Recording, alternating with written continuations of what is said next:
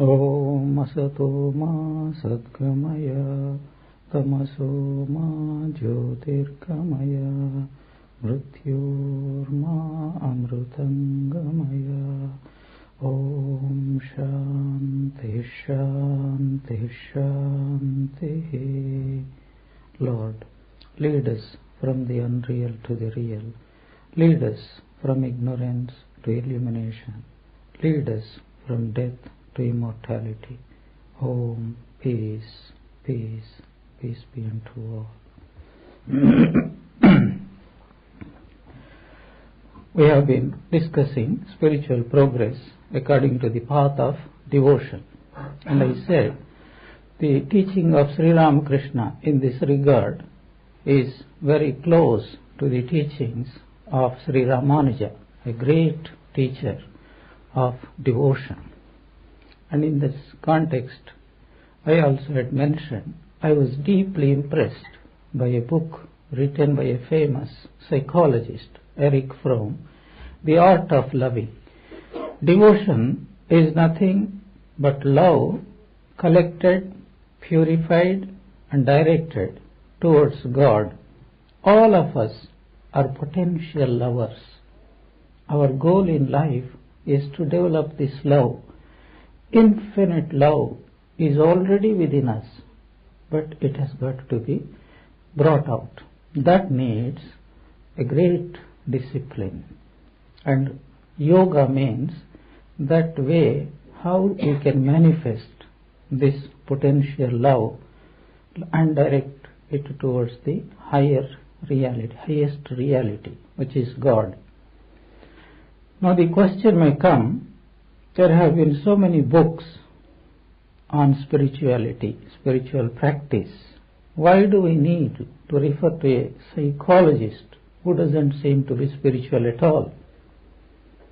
One important fact we tend to forget. Whether we are worldly or spiritual, we have to deal only with one thing, that is our own mind. Both happiness and unhappiness, bondage and liberation, both lie within the mind.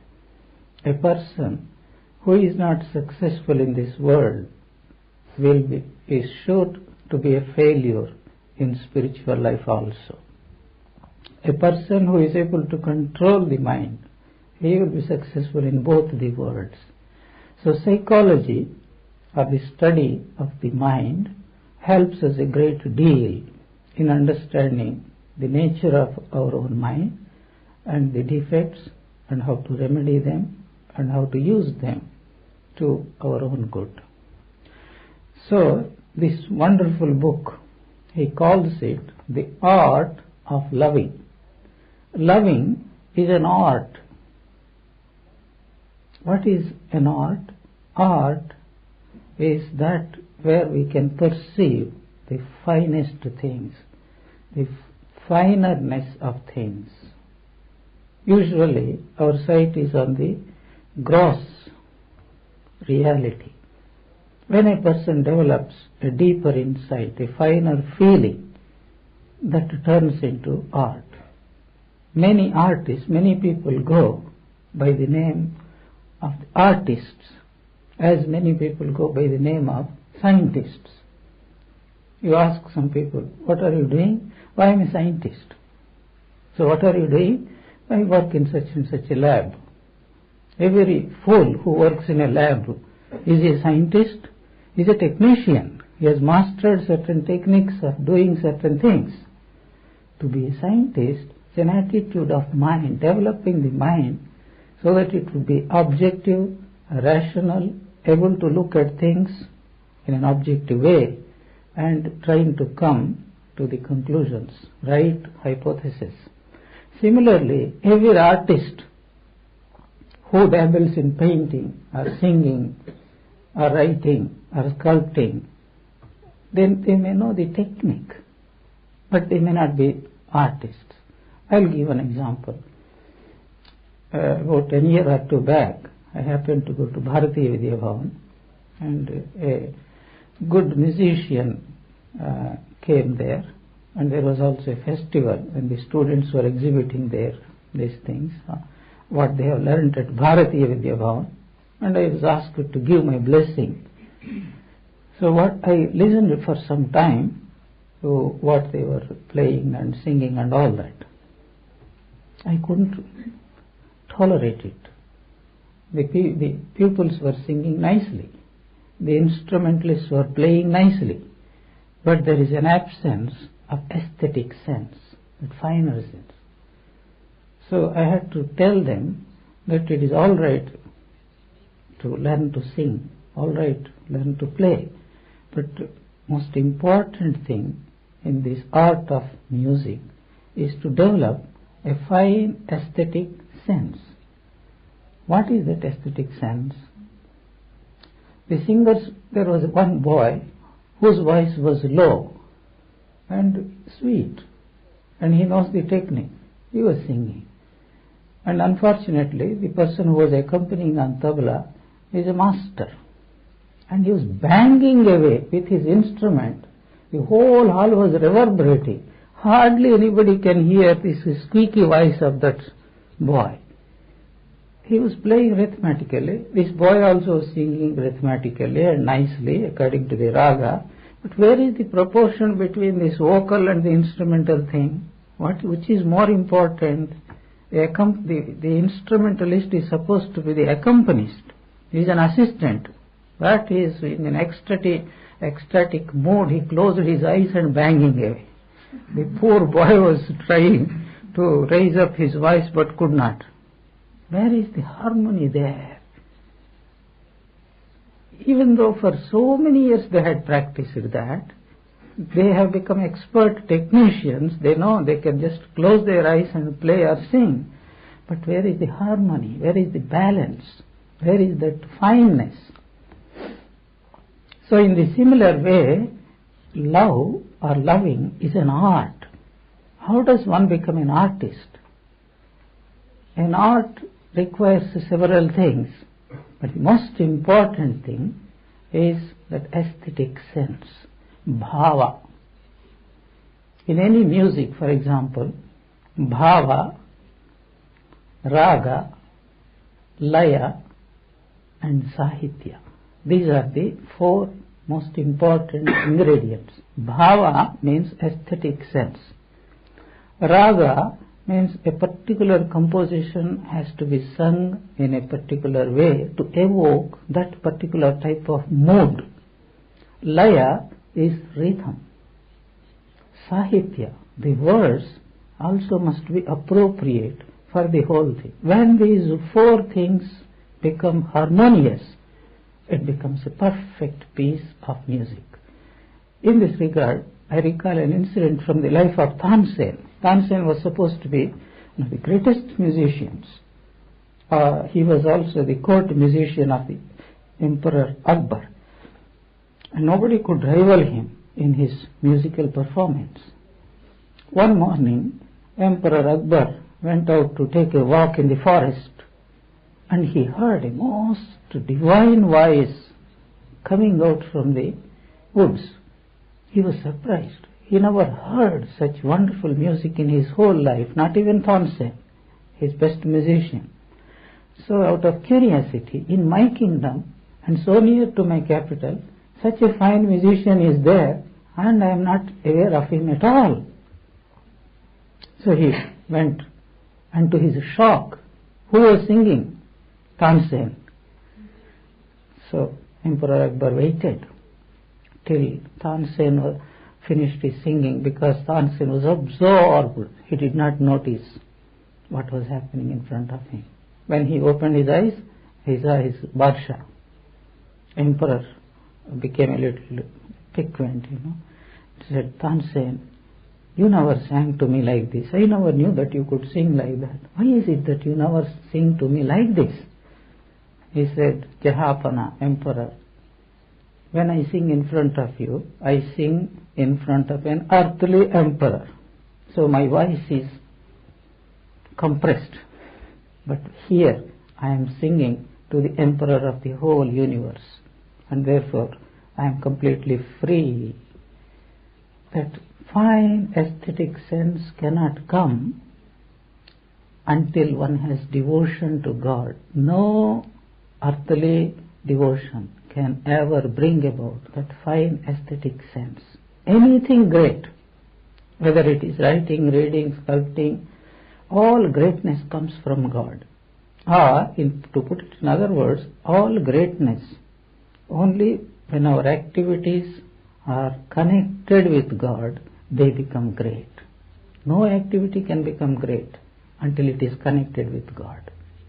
True aesthetic sense comes only when our mind is directed towards God. Same thing applies in any art of loving too.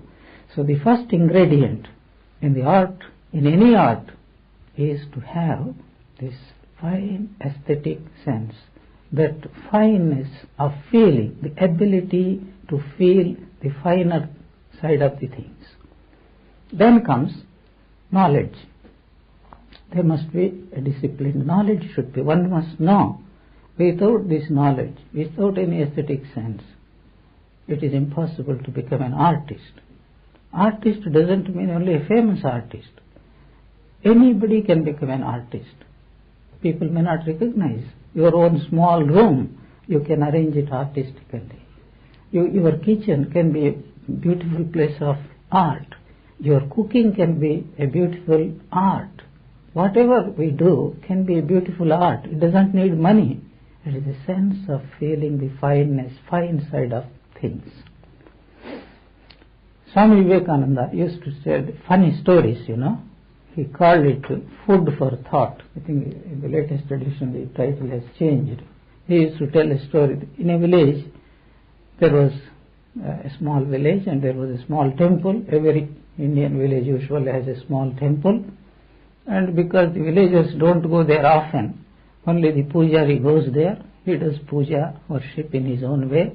And since he has no other work after puja, sits in a corner of the temple, eating all the prasada himself because there is nobody to give it to, and snores. And the pujari is also a very hefty fellow because he has no other work to do. Usually the pujaris are very stout fellows. Anyway, one afternoon the pujari finished his puja and went and sat down in a corner and started snoring. In the village there was a fellow who, Chaubeji, Swamiji gave the name Chaubeji. Chaubeji, he thought he was the best musician in the whole world. So he wanted to sing something for God. So he came to the temple, sat nicely in front of the door of the temple and opened his mouth wide, and even I think even small lambs can enter into his mouth, so wide it was, and started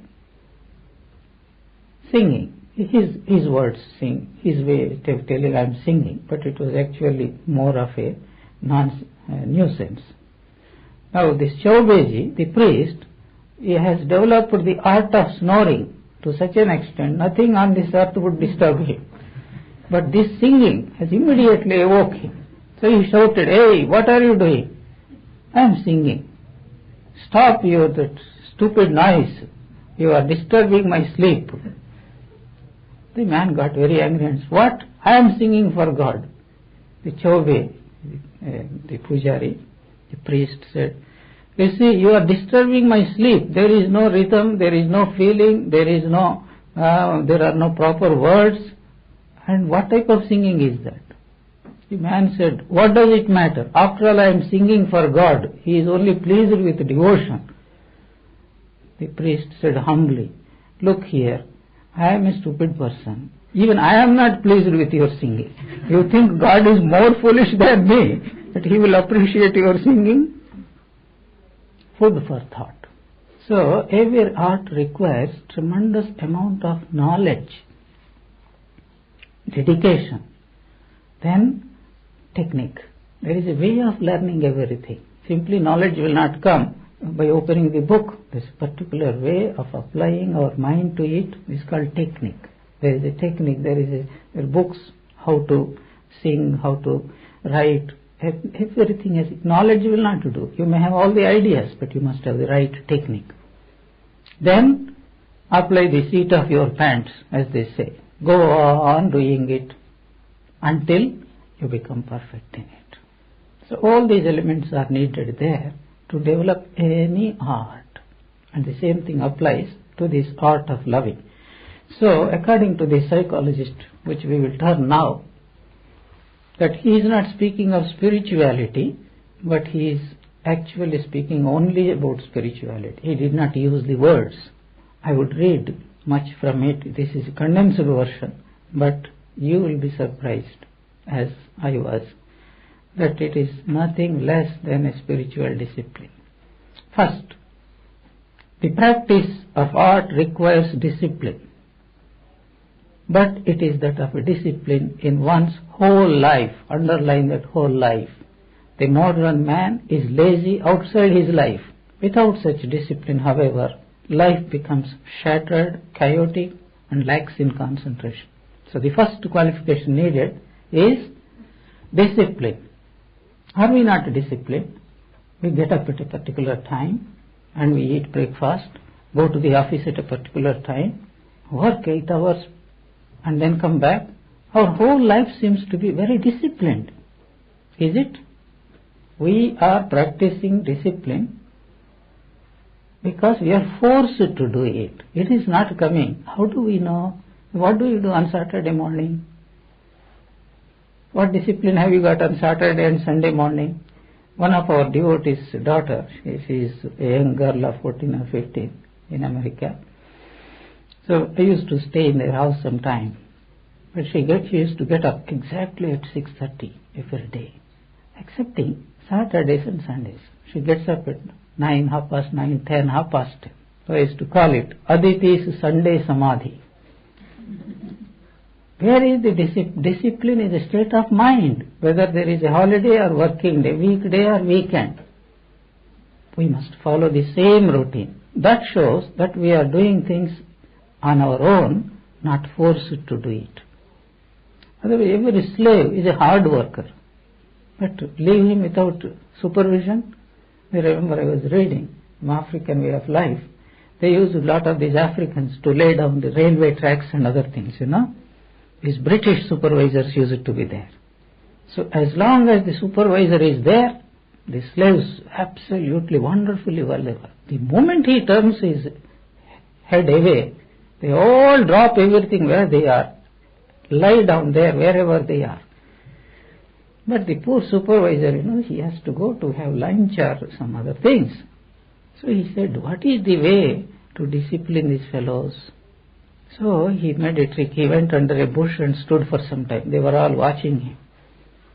And they knew he was watching them. That's why they worked. So the officer thought, yes, now I have conditioned them. So slowly he went behind the bush, put his hat on a branch,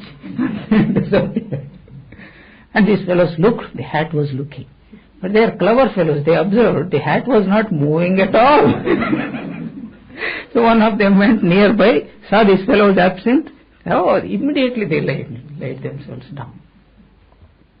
Discipline is a state of mind. Holy Mother used to say, once I fell sick. She used to get up at 3 o'clock.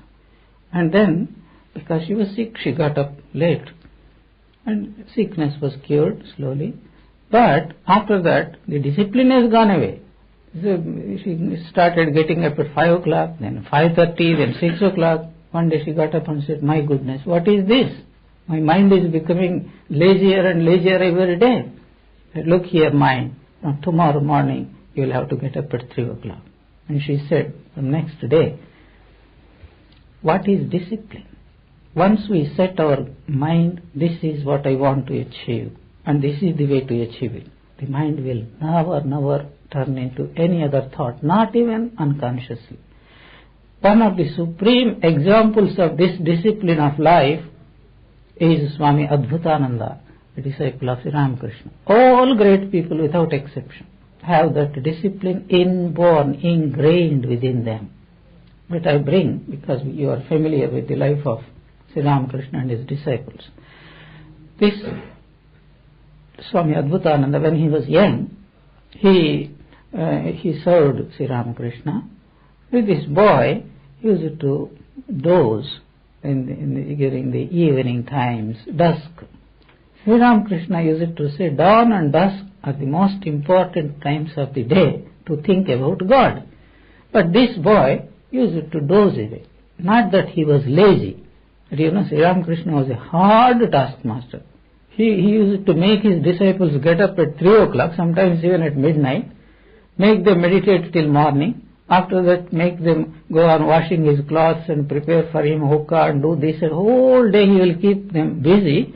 And even dusk time, he expects them to be sitting in meditation and then absorbed. How is it possible? So this boy used to doze. One day he was dozing. Sri Ramakrishna got very annoyed and said, have you come here only to sleep away your time? You are wasting your precious time. You should never sleep. That one sentence, one commandment from his Guru, Swami Dayatmananda said, in my life I will never again sleep. He never used to sleep whole night. Daytime he used to sleep for 2 or 3 hours. Of course that was enough for him. Whole life he spent like that. Severe austerities he practiced. His body was shattered. When he was about to die, few days before his death, he fell severely sick. He was in Banaras at that time, Varanasi. And he used to make his attendants make him propped up against pillows because his body was so weak he could not even sit. They asked him, Swami, why do you want to sit? You are a God-realized soul. You don't certainly need to sit and meditate. Even if you lie down, that is good enough meditation. Why do you do it? He said, it's my Guru's commandment. Who the hell are you to say no? So such a time came when he was absolutely unable to get up. So one evening he asked his attendants, please help me to sit. But doctor advised them, the Swami should not sit, that will only worsen his disease. So the attendants were more conscious of Swami's health than his meditation. They refused point blank and said, we are not going to help you to sit down. And he was not in a position to sit down by himself. He said, look here, this is my Guru's words. I have to do so long as I am alive. If you don't help me, I will call on Hanuman. The attendant said, call on your Hanuman. We are not going to help you. And they went away. And after some time they came and were surprised to see that he was sitting in his usual position and meditating. They asked him, how did you do it? He said, I told you, I prayed to Lord Hanuman. He came and made me sit down and went away. Now the point is, was it necessary for him to sit down? We may think, where is the need for such extreme measure? After all, he achieved what he wanted to achieve. After that, where was the need? That is not the point. The point was, he told his mind, this is my your Guru's words. You must obey it as long as you breathe, as long as you are conscious. And he never gave that up. In every one of the disciples of Sri Ramakrishna, we see this. Whatever their master told them, they obeyed implicitly. Funny things also happen, which I will not go into it. So, discipline is the very first thing. Have we got that discipline? What is the cause of our failure in many things of life? We do when we feel like doing it. When our mind says, well, you have nothing else to do, meditate now. But if we have lot of other things, we give a skip to meditation and to God and everything. Discipline in any art, not only in the art of loving, any art, discipline is an absolute must. I remember a world famous piano player. He used to practice every day, 8 to 12 hours. Whether there is a program or not, he used to play. And some people asked him, sir, you are a master. Why do you do this? Why do you need to practice every day? And his famous reply was, look here, if I stop practicing for a day, I notice the difference in my playing. If I stop practicing for 2 days, my critics will notice the difference. If I stop practicing for 3 days, the whole world notices the difference. I used to do it. It's not that, why is it that we do not practice discipline? Psychologically, we have associated it with painfulness. Discipline is a very painful thing. Until and unless it becomes agreeable, we do not want to do it. Well, if it is agreeable, the whole world would have gone to God by now. Discipline is always painful in the beginning, but that is the only way to become great or to achieve anything. There is no other way. Second, concentration is a necessary condition for the mastery of any art. Yet even more than self-discipline, concentration is rare in our culture. On the contrary, our culture leads to an unconcentrated and diffused mode of life hardly paralleled anywhere else. You do many things at once. You read, listen to the radio, talk, smoke, eat, drink. You are the consumer with the open mouth, eager and ready to swallow everything, pictures, liquor, knowledge, anything, God Himself. This lack of concentration is clearly shown in our difficulty in being alone with ourselves. To sit still without talking, smoking, reading, drinking is impossible for most people. What is concentration? He gives an interesting definition. The ability to be alone and to be joyful. The most horrible punishment, solitary confinement. Yes, even death is more welcome than that. But you are provided everything, and yet you are not given anything to be with. No books, no radio, much less any people. Whole day will be staring at you. And what is still more worst punishment than the solitary confinement, Russians have discovered it. There will be a leaky tap in a corner. You can't reach it. You get somewhere up. Drip, drip, drip. And then after some time you go mad because you are always, this is disturbing. Oh, it is disturbing. Oh, it is disturbing. Until you accustom yourself that it is a wonderful thing. Because when we are busy, we don't notice many things. But when we are alone, we notice many things. Even the smallest changes, noises, we notice instantaneously. And they get on our nerves. I remember an interesting incident. A woman devotee came to me when I was in Bangalore. And she read somewhere that she should always repeat the name of God, do japa. She also read a suggestion in the book that your alarm clock will be ticking. Convert the ticking into a repetition of the name of God. Imagine that the ticking is the sound of Rama, Rama. Instead of tick, tick, imagine it is Rama, Rama, Rama. And for the first day she was very happy. So Swamiji, all the time I was able to remember Ram Nam. Next day it became a bugbear. He says, I can't sleep. The moment I want to sleep, Rama. Every second. And she was so disturbed, she was unable to sleep. She came to me running, no, I can't do without sleeping, and this horrible clock, I have habituated myself. No, it is, previously, the same clock was there, but she was not doing anything. It was ticking, she was sleeping. But now she associated with a sound and listening to it. Now that tick became a big thunder in her head. I said, you see, very simple thing. Is to, first of all, remove that alarm clock and throw it away, put it somewhere else. Then for a few days, take some sleeping tablets and have a good sleep.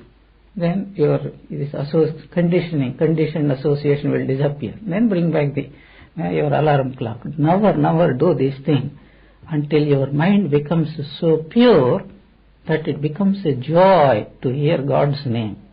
If you go on hearing God's name, for a few minutes it is very pleasant. After that it becomes a terrible thing. So don't attempt it.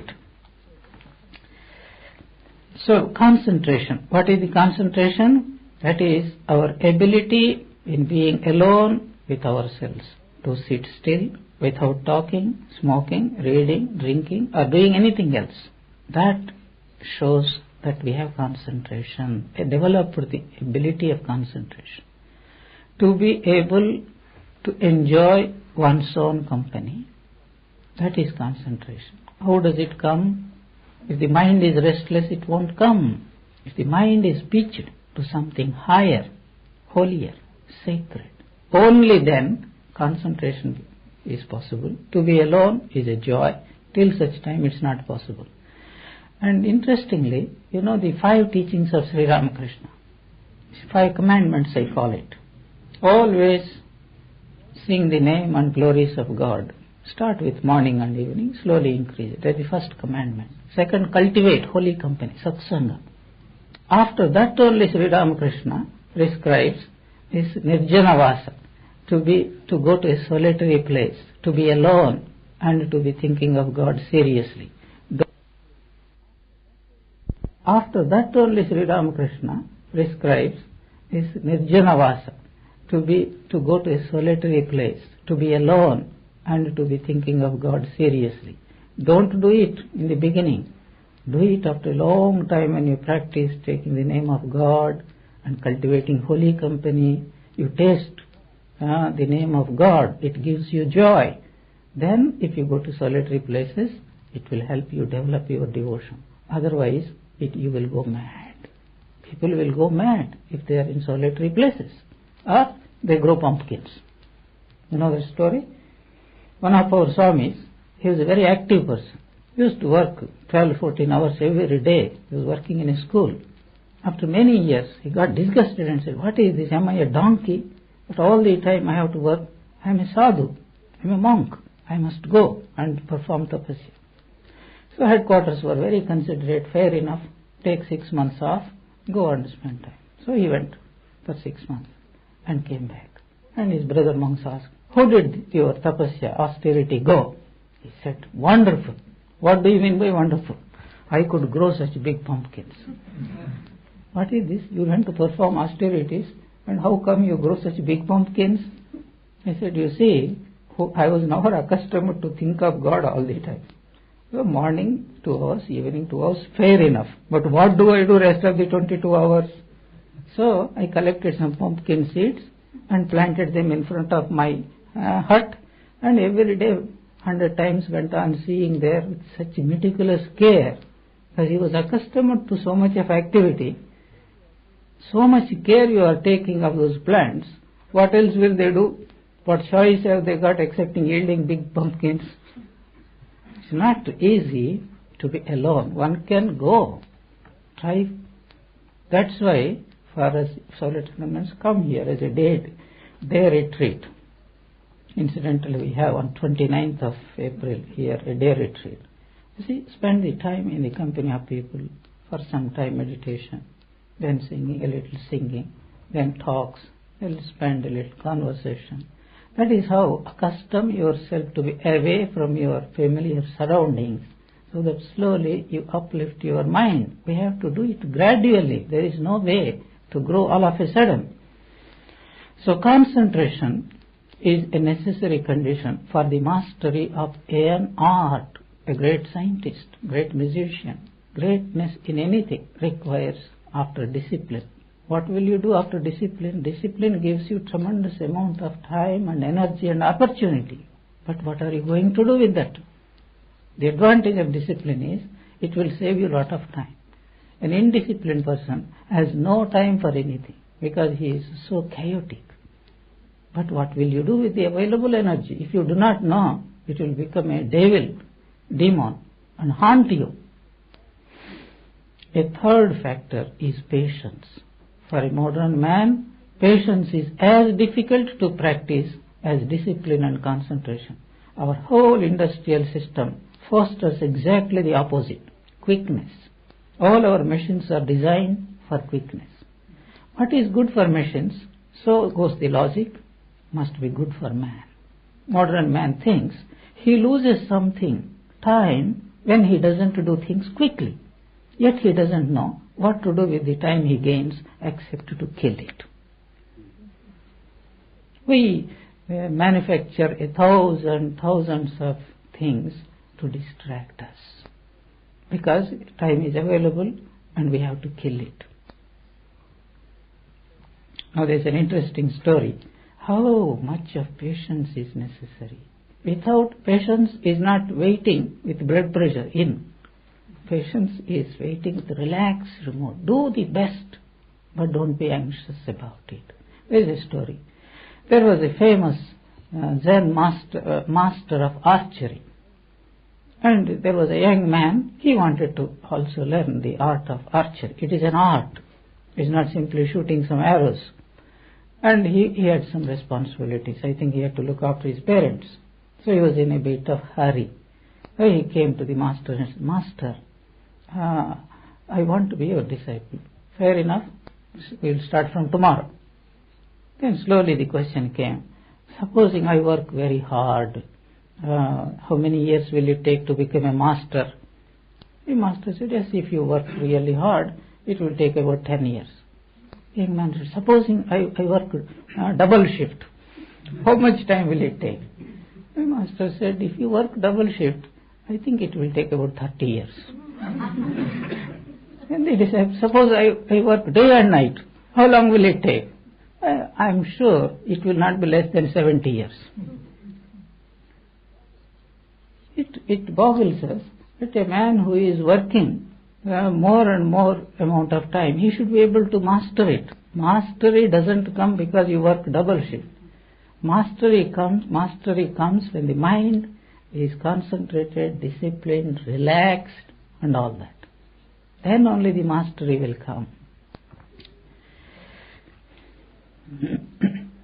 So, modern man thinks he loses time when he doesn't do things quickly, yet he doesn't know what to do with the time he gains except kill it. 4. Eventually, the condition of learning any art is a supreme concern with the mastery of the art. A supreme concern. That must be the only important thing in our life. Otherwise it will not come. Sri Ramakrishna in his gospel used to give a wonderful example. His Dronacharya was teaching both Pandavas and Kauravas the art of archery, how to become masters of archery.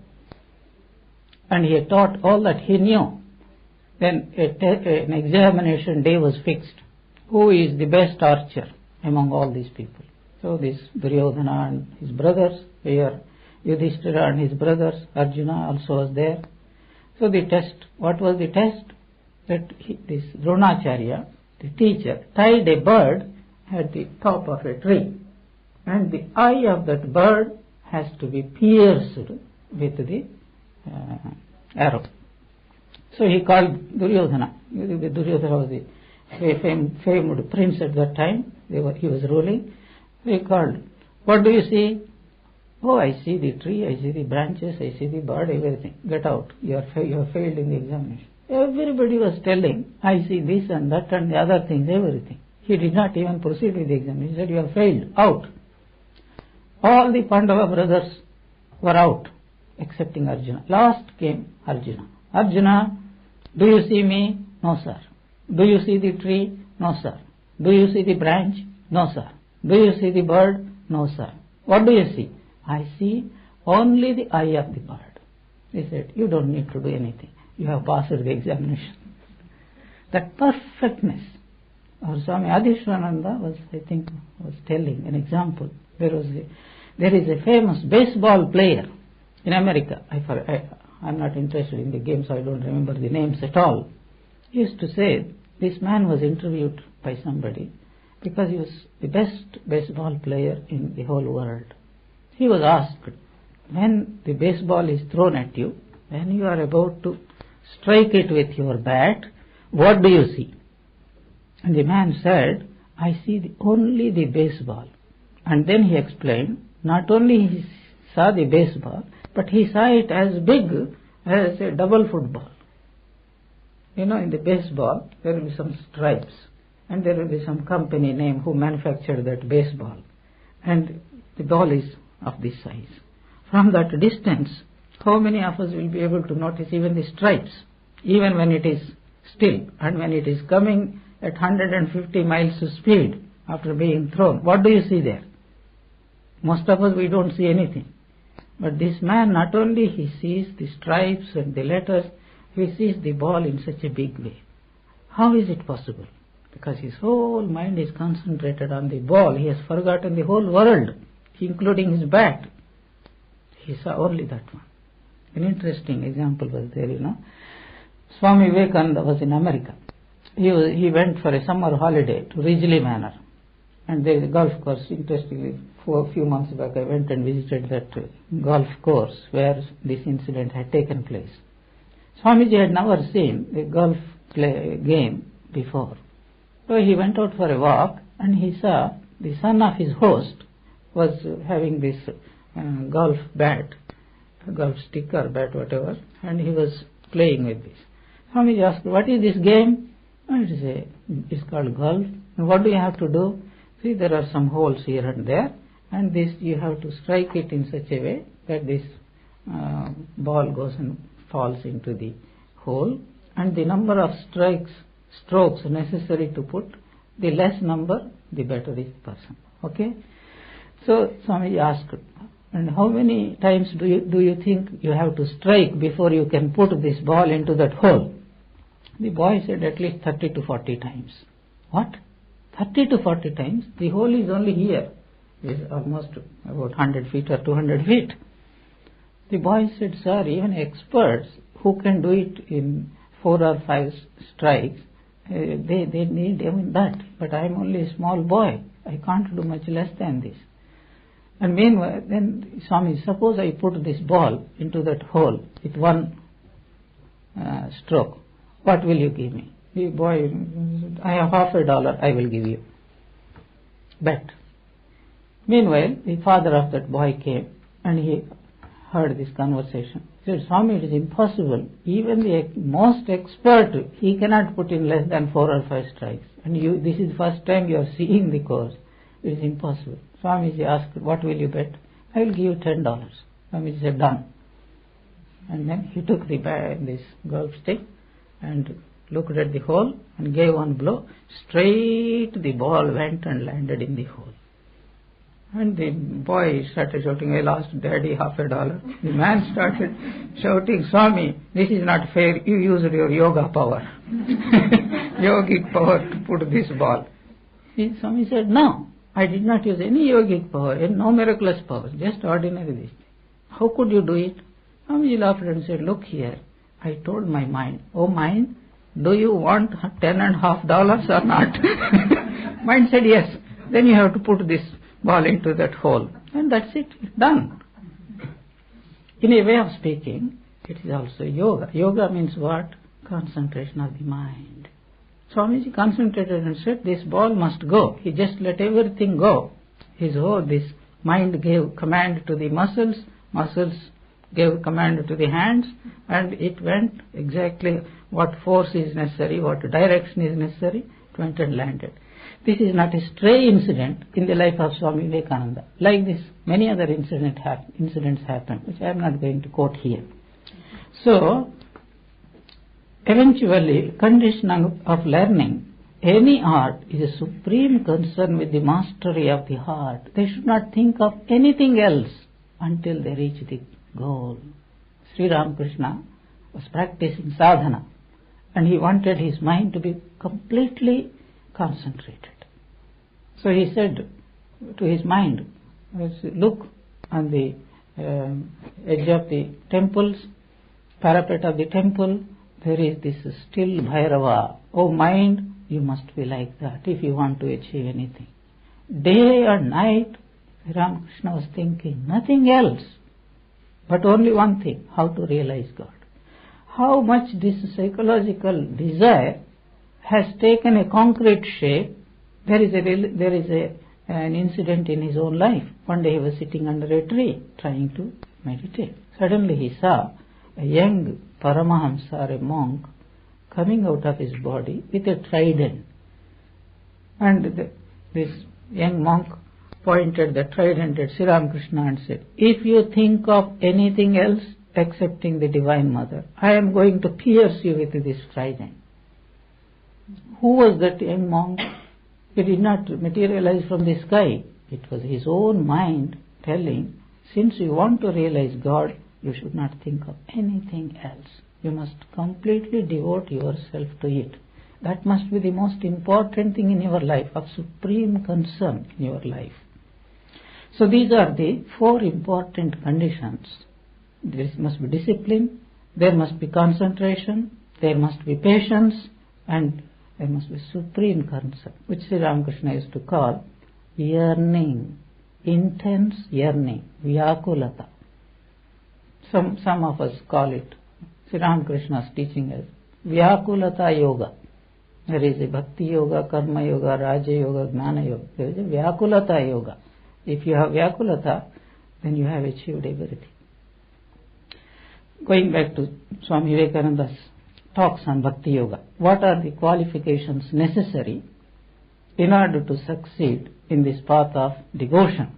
Purity, first qualification. A real thirst for knowledge, second qualification. Perseverance, third qualification. These are the qualifications which the psychologist is telling here. Concentration and discipline. That is what is called purity. A real thirst. This must be the supreme concern in life. Perseverance. This is what this man is telling. Patience. What else? He has not used spiritual words, but he is talking about only spirituality. Then comes a most wonderful observation. One does not begin to learn an art directly, but indirectly, as it were. Very strange thing. People want happiness, isn't it? Is there anybody who says, I don't want happiness? Every one of us want to be happiness. Where will you get it? Go to the supermarket, Tesco's, Marks and Spencer's. I want half a bottle of happiness. Can you get it? Happiness is not available anywhere. Neither is it at home, neither it is in God. It is an indirect thing. You do something and it comes by itself. You fulfill the conditions, it will come by itself. You cannot purchase it directly. One does not begin to learn an art directly, but indirectly, as it were. One must learn a great number of other and often seemingly disconnected things before one starts with the art itself. An apprentice in carpenter, for example, begins by how to plane wood. I remember a story that how one can become a master, a Zen master. And a disciple came to him. I want to become your disciple. He said, yes, fine. From tomorrow morning, our training will start. Next day morning, the disciple was present, all enthusiastic, waiting for some spiritual mantras to be given to him. The Guru said, come here. Took him to a hillock and showed him a big rock and asked him, go on showing it until it reaches the top of the hill. And the man thought, why is my master? I came here for spirituality and this man is asking me to shove a rock to the top of the hill. Anyway, there may be something in it. So the whole day he worked and somehow pushed it to the top of the hillock. And in the evening, the master was out for a walk, very leisurely, looking here and there. He reached the top, gave a kick, and the rock had fallen down to where it was. He said, next day morning, he started again. And the man went on pushing it towards the sunset. Again he succeeded in putting it on the top. The master came happily, smiling happily, gave another kick and fell down. Several days it went on like this. The disciple got very annoyed and said, what is the meaning of it? You asked me to it. I take so much of trouble in pushing it up the rock and you just casually come and then give a kick and ask me to do it again. What is the point in it? The master said, get out of this place. You will never become my disciple. The disciple asked him, tell me, explain to me, what is the purpose? He said, the purpose is never question what I ask you to do. Do exactly what I ask you to do. Don't seek a meaning. Only when you have achieved that condition, the teaching will begin, not otherwise. There is an incident in the life of Sri Ramakrishna. He had a disciple, a very tender type of man, Swami Yogananda. And this Yogananda could not harm even a mosquito. But that was a fine thing to be very tender. But sometimes this tenderness may lead to a lot of problems. In fact, many of us have this tendency of tenderness at the wrong place at the wrong time. For example, you want to do something important, say meditation or reading something important. A friend of yours phones, oh, I would like to see you at that particular time when you are about to do that. But we say, oh, my friend, how can I say no to him? But inside you are getting annoyed. This stupid fellow has to fix this particular time to come here. But you have not the heart to say no. But until you learn to say no, you are never going to be anywhere. You will be exactly where you are. This is wrong. You be tender at other times when you have time, when you can enjoy it. But when important things are to be done, you must remove this tenderness and throw it out and say, no, I am sorry, I am busy at this time, come some other time, I will be happy to see you. Many of us suffer because of this, because we are not happy when the person comes, and we are not happy to say no. We must have that ability to say, no, I am sorry, I can't see you. Is it not a problem in our lives? Many good things we lose because of this stupid quality called tenderness. So this disciple, he had that tenderness. So Ramakrishna wanted to show him how to use the tenderness at the proper time, not at the wrong time. So one day, Ramakrishna was found to be, there are a lot of bed bugs there, cockroaches. And he called the disciple and said, take these out and kill them and then come back. The disciple took them out, but thought, Sri Ramakrishna is not watching. I don't want to kill these poor creatures. Left them there and came back. But Sri Ramakrishna was the supreme master. He knows how our minds work. So as soon as he came the first day, have you killed them? He said, no, sir. He didn't expect Sri Ramakrishna to ask that question. Sri Ramakrishna became very angry and said, if you start disobeying me in these small matters, tomorrow you will also disobey me in serious matters. It is not the question of killing the bugs. It's the question of unquestioning obedience. That is the quality necessary.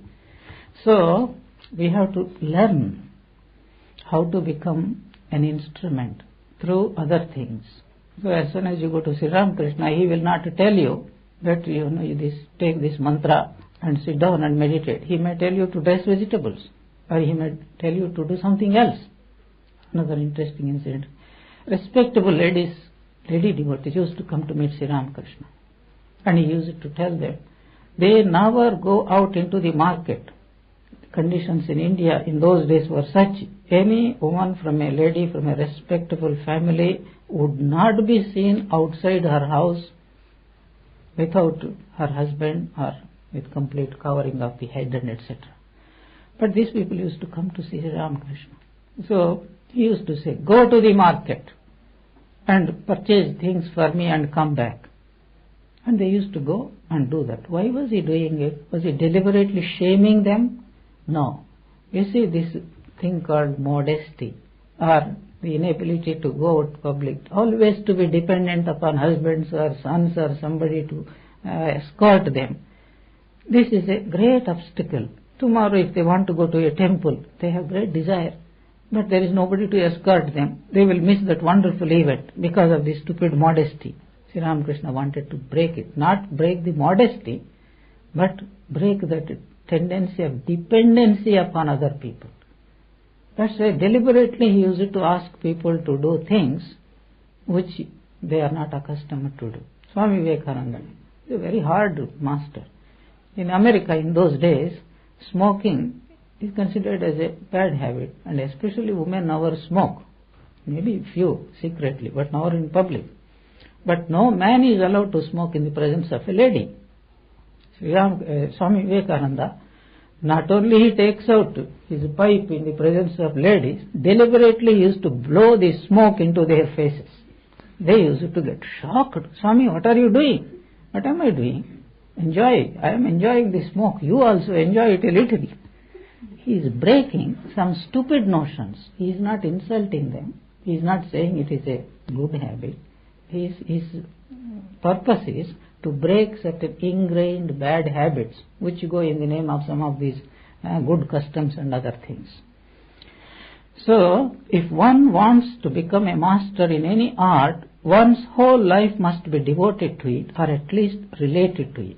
One's own person becomes an instrument in the practice of the art and must be kept fit. according to the specific functions it has to fulfill. With regard to the art of loving, this means that anyone who aspires to become a master in this art must begin by practicing discipline, concentration, and patience throughout every phase of his life, to get up at a regular hour, to devote a regular amount of time during the day to activities such as meditating, reading, listening to music, walking, not to indulge, at least not beyond a certain minimum, in escapist activities like mystery stories and movies, not to overeat or overdrink, are some obvious and rudimentary rules. I will repeat it. To get up at a regular hour, to devote a regular amount of time during the day to activities such as meditating, reading, listening to music, walking, not to indulge, at least not beyond a certain minimum, in escapist activities like mystery stories and movies, not to overeat or overdrink, are some obvious and rudimentary rules, only rudimentary rules. These are the preparations for progressing in any art, to master any art. What to speak of spirituality? We do whatever we like, and then we want to become great bhaktas. Mind is scattered. We wonder, why is God so cruel that He doesn't give me concentration of mind? Whole day we spend on whatever we like, and only meditation time we must be in samadhi, instantaneous samadhi. It's impossible. What a beautiful analysis this man is giving.